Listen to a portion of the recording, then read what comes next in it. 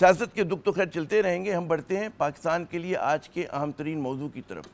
پاکستان کے خلاف بھارتی جارحیت، بھارتی پروپیگنڈا اور بھارتی جھوٹ، جسے لے کر بھارت کا ایک وفد جو ہے وہ پہنچا ہوا ہے امریکہ. یعنی کہ سفارتکاری کا نیا محاذ اب دنیا کے مختلف دارالحکومت ہوں گے، جس میں امریکہ جو ہے اہم ترین ہے. پاکستانی وفد کی بھی امریکہ آمد اگلے ہفتے تک متوقع ہے، جس کی قیادت جو ہے بلاول بھٹو زرداری صاحب کر رہے ہوں گے. یہ محاذ کتنا اہم ہے، بھارتی وفد کی حکمت عملی اور بیانیے میں پاکستان کے لیے کیا اشارے ہیں، بات کرنے کے لیے موجود ہے ہمارے ساتھ سردار مسعود خان صاحب، سابق صدر آزاد جموں کشمیر، پاکستان کے سینئر جو ہیں سابقہ سفارتکار، جنہوں نے کئی اہم ترین عہدوں پر خدمات سر انجام دی ہیں اور جن میں تازہ ترین امریکہ میں بطور پاکستان کے سفیر کے. مسعود صاحب، میں سن رہا تھا ششی تھرور صاحب کی وہ جو نیو یارک میں انہوں نے گفتگو کی، اس میں ان کا کہنا تھا کہ جی بھارت اور امریکہ جو ہے ایک ہی دکھ سے منسلک ہیں، دہشت گردی کا دکھ ہے وہ، اور جس طرح سے وہ کچھ کہتے ہیں آدھا سچ آدھا جھوٹ جو بیان کر رہے تھے، آپ کے خیال میں کیا ان کا جو بیانیہ ہے اس طرح کا وہ امریکہ میں پذیرائی حاصل کرے گا؟ نہیں، امریکہ میں شدید رد عمل ہوگا. اس وقت ریپبلکن انتظامیہ ہے اور اس کے سربراہ صدر ٹرمپ ہے، تو وہ تو امریکی مخالفین کو بھی معاف نہیں کرتے. یہ تو ہندوستان سے آئے ہیں اور صدر ٹرمپ اس وقت سمجھ رہے ہیں کہ انہوں نے ہندوستان کے اوپر بہت بڑا احسان کیا ہے جو جنگ بندی کروائی ہے، اور بجائے اس کا شکریہ ادا کرنے کا جو نریندر مودی نے نہیں، حزب اختلاف کے ایک نمائندے جا کر ان کے خلاف ہرزہ سرائی کر رہے ہیں. تو امریکہ میں اس کا رد عمل ہوگا کئی سطحوں پہ. ایک تو شاید اس کا کوئی نہ کوئی پبلک رسپانس آئے، لیکن دوسرے جو ہے ان کی اسٹیبلشمنٹ وہ ان کے پورے دورے کو ایک بہت ہی منفی زاویے سے دیکھے گی. اچھا، لیکن یہ کوئی ون آف نہیں ہو رہا ہے. میں دیکھ رہا ہوں کہ تسلسل ہے اس میں. وہ چاہے ان کے حکمراں جماعت کے لوگ ہوں، وہ بھی کوئی کھلے دل سے پذیرا ہے. وہ کہتے ہیں تعریف نہیں کر رہے ٹرمپ صاحب کے رول کی امریکہ کی. ان کا میڈیا ہے وہ بہت زیادہ تنقید کر رہا ہے. اب جو وفد گیا اس کی بھی یہی صورتحال ہے. تو یہ کیا ہو رہا ہے؟ مطلب ہے کہ بھارت کو سامنے کی بات نظر نہیں آ رہی ہے کہ کیا ڈپلومیٹک وہ ہوتے ہیں، نارمز ہوتے ہیں. جی، بھارت نے مجبوری کی حالت میں جنگ بندی قبول کر لی تھی. اب جب جنگ بندی کے بعد کے اقدامات لینے ہیں تو اس میں وہ پیچھے ہٹ رہا ہے مسلسل، اور انہوں نے اپنا جارحانہ لب و لہجہ بحال کر دیا ہے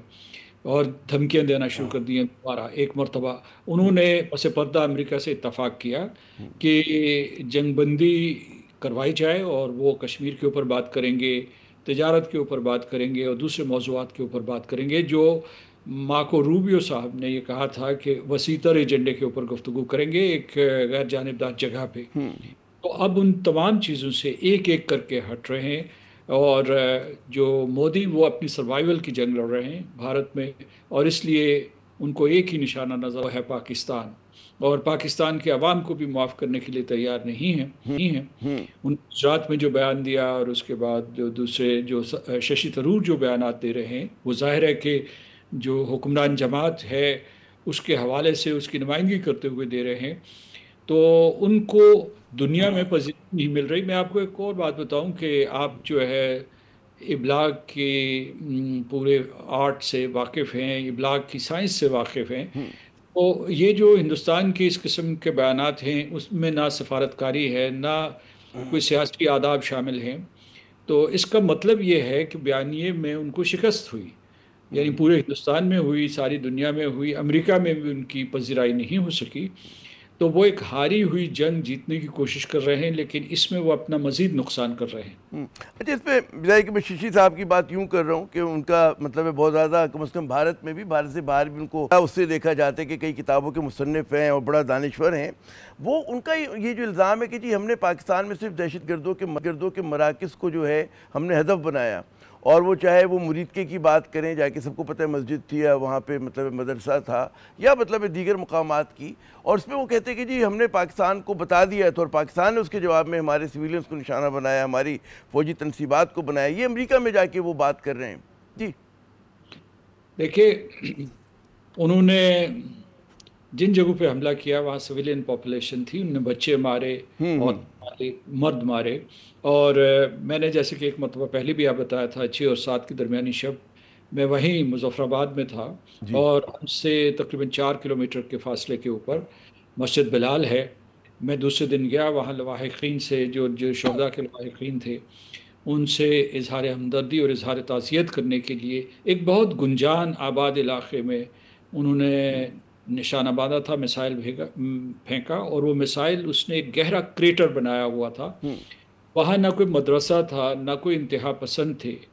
اور اس میں جو ہے ارد گرد کی آبادی برے طریقے سے متاثر ہوئی تھی، خاص طور سے جو شرپنلز تھے ان سے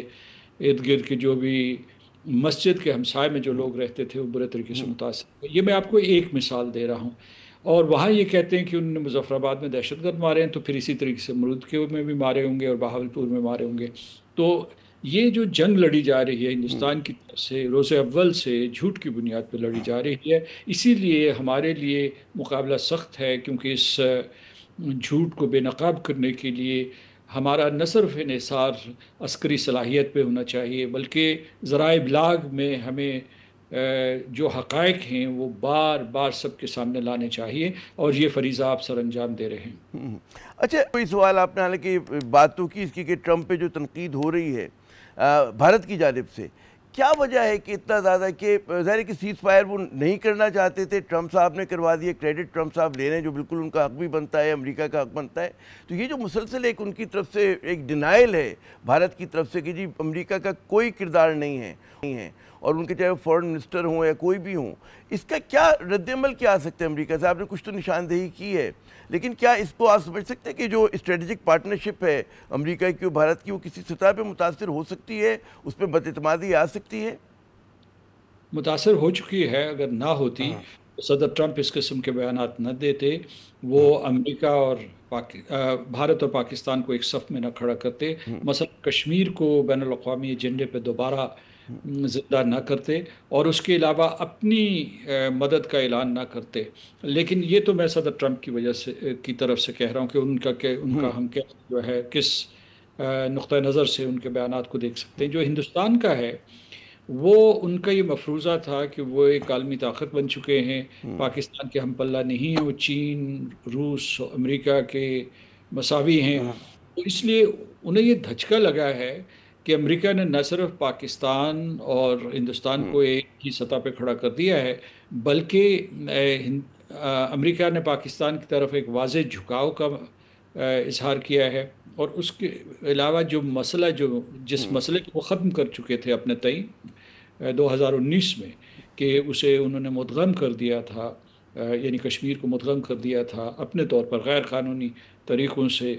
ریاست ہندوستان میں، وہ مفروضہ غلط ثابت ہو گیا۔ اچھا، پھر یہ ہے کہ ان کی نریندر مودی کی سیاسی موت ہے دو چیزوں کی وجہ سے، ایک کہ باہر سے ایک ثالث آ رہا ہے، اور وہ بھی امریکہ جیسا طاقتور ملک آ رہا ہے، سہولت کار کے طور پر اپنے آپ کو پیش کر رہا ہے، اور دوسرا ہے کہ مسئلہ کشمیر کا احیا ہوا ہے، اسے بین الاقوامی ایجنڈے میں ایک دفعہ پھر رکھ دیا گیا ہے، اس کے اوپر سلامتی کونسل میں بحث ہوئی ہے، اور اس میں دنیا کے اخبارات اس کے اوپر لکھ رہے ہیں، دنیا کا سارے کے سارے، آپ کو پتا ہوگا جو جناب، ہاں ہے وہ متحرک ہو چکا ہے اس معاملے میں۔